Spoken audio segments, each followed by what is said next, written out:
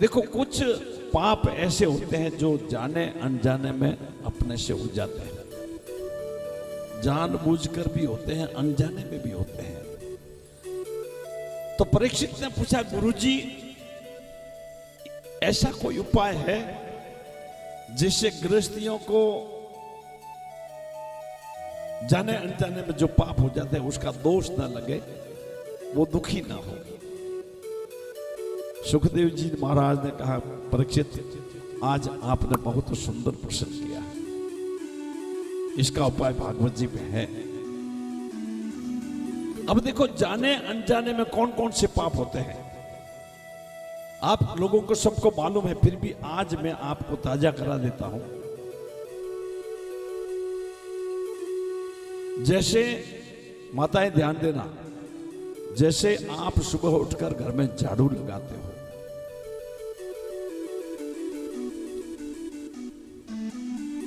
तो उसमें भी जीव जंतु मरते हैं, तो ये क्या है? अनजाने में पाप हुआ।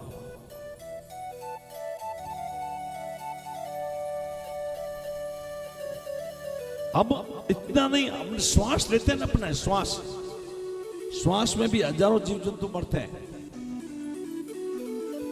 अब हुआ तो अनजाने में, अपने तो कुछ किया नहीं, परंतु ये पाप है। इसका भी भागवत जी में उपाय मैं आपको बताऊंगा। आप घर में रोटी बनाते हो, चूल्हा जलाते हो या गैस जलाते हो,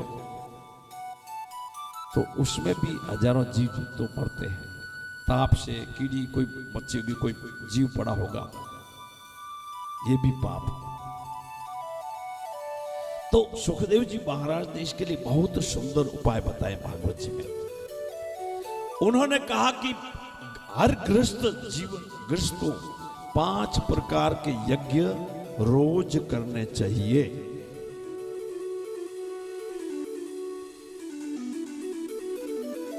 अब आप आज गांठ लगा दो, किए या नहीं करते हो, या मुझे पता नहीं है।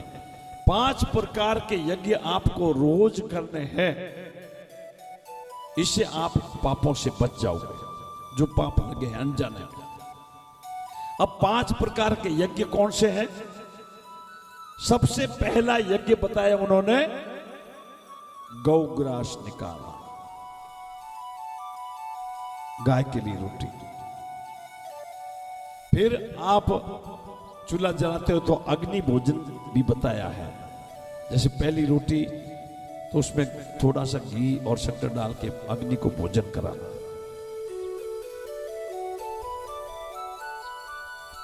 तीसरा यज्ञ बताया है कीड़ी नगरा सींचना। देखो बहुत ही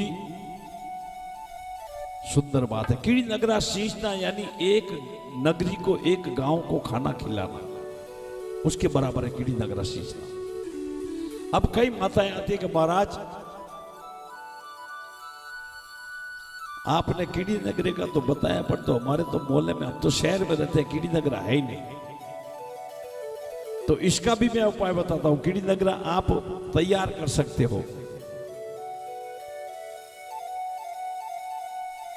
कोई पार्क में या कहीं किधर कोई पेड़ हो, पेड़ के नीचे आप जाओ, एक तो गोला लो, गोटा जिसको बोलते हैं, उसका मुंह तोड़कर उसमें घी शक्कर दलिया भरकर और थोड़ा गड्ढा खोद के और उसमें वो गोटा दबा दो, थोड़ी सी रेत ऊपर कर दो।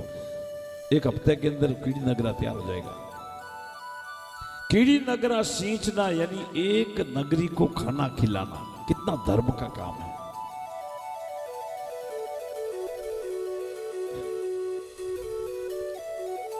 और आपके ग्रहों में भी कोई ग्रह खराब है तो भी कीड़ी नगरा सींचने से वो अच्छा हो जाता है। अब देखो सबसे अहम बात है, घर पे आए अतिथि मेहमान का स्वागत करो, हाथ का उत्तर दो, खाली नहीं जाओ।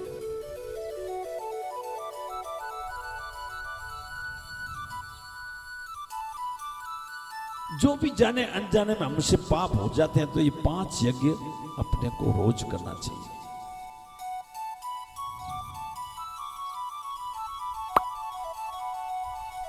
और एक उपाय मैं आपको बताता हूं, बहुत ही सटीक उपाय है कि आपने जानबूझकर पाप कर लिया या अनजाने में हो गए, उसके लिए मैं आपको उपाय बताता हूं। माताएं ध्यान से सुनना। साल में 2 बार पापों का प्रायश्चित करो। साल में 2 बार। जैसे कोई भी नया त्योहार आया, मकर संक्रांति, दिवाली, होली, अक्षय तृतीया, तो आप सुबह स्नान करके और भगवान के आगे बैठ जाओ। आपका जो पूजा का स्थान है वहां पर बैठ जाओ।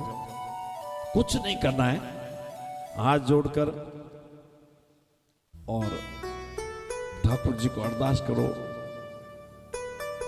चाहे जानबूझकर भी किया है, बोला मैंने जो भी जाने अनजाने में मेरे से पाप हो गए हैं, अब मैं नहीं करूंगा, अब आप मुझे माफ करो। साल में 2 बार, 6 महीने 6 महीने में। तो ये भागवत जी का प्रश्न है, मेरा मन का नहीं है। तो आपके पापों का पाप धुल जाएंगे।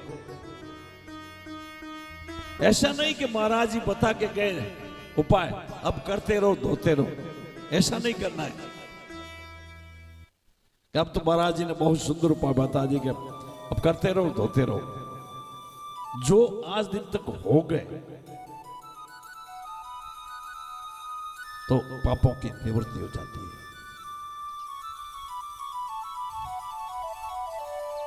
और सबसे सुंदर उपाय बताया है मेरे ठाकुर जी का कीर्तन। देखो सत्संग, ये पापों का प्रायश्चित, जाने अनजाने पाप। सत्संग से तो बहुत कैसे ही पाप हो धुल जाते हैं। आप नियम पकड़ो सत्संग का।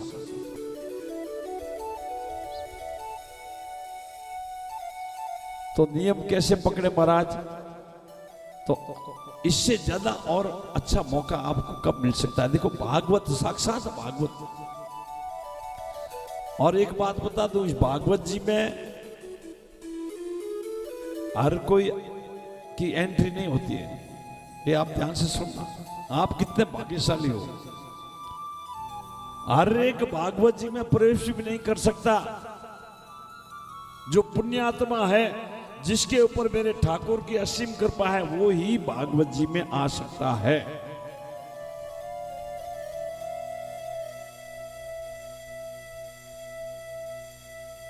बाजू में लोग बैठे हैं, गप्पे मारते रहेंगे, परंतु भागवत जी में नहीं आ सकते। अब उनका दोष नहीं है, उनका दोष नहीं है। ये ठाकुर जी की असीम कृपा होती है, जो भागवत जी में, सत्संग में। तो ये राधा रानी का दरबार है। चलो अपने थोड़ा सा